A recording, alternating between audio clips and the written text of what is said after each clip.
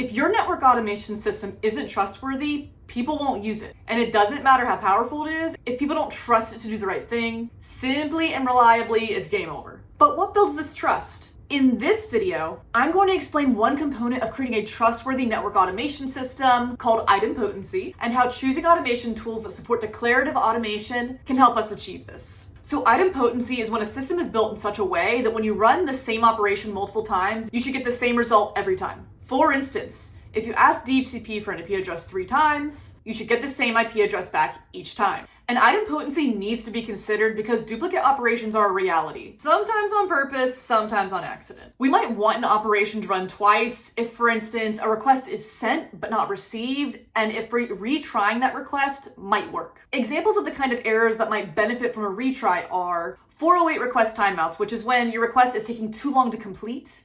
A 429 or too many requests status code, meaning that you've sent too many requests in too short of a time period. And solving this likewise means waiting and retrying the request, perhaps after a certain amount of time indicated in the retry after header response. And finally, 500 level errors. Because these are related to the server side and not you, sometimes the request will succeed if you simply retry it. But duplicate operations can also happen more unexpectedly or unintentionally. For instance, when scripts crash or when there's duplicate logic in your automation. While unintentional duplication needs to be addressed through code reviews, abstraction, or other means, like we mentioned before, when duplication occurs, at least intentionally, we want to make sure the system is going to give us the same result every time that operation runs. In other words, we want a system that understands our intent. Because if a system doesn't understand our intent, we end up with duplicated configurations, conflicting states, or errors that might surprise you down the line. Idempotency makes the result of any given operation more reliable, and idempotent systems make handling of duplicates simple.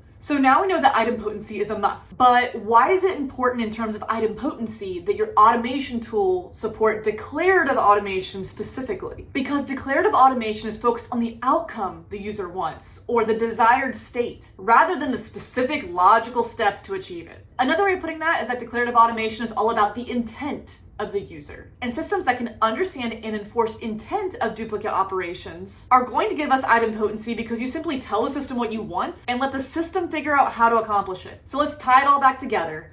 We want a trustworthy network automation system. Part of how we accomplish this is by making our network automation simpler and more reliable. Idempotency plays a key role in this when it comes to handling simply and reliably duplicate operations.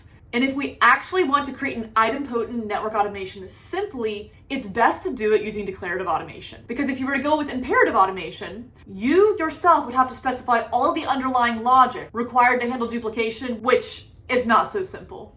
Now, you're one step closer to a trustworthy network automation system.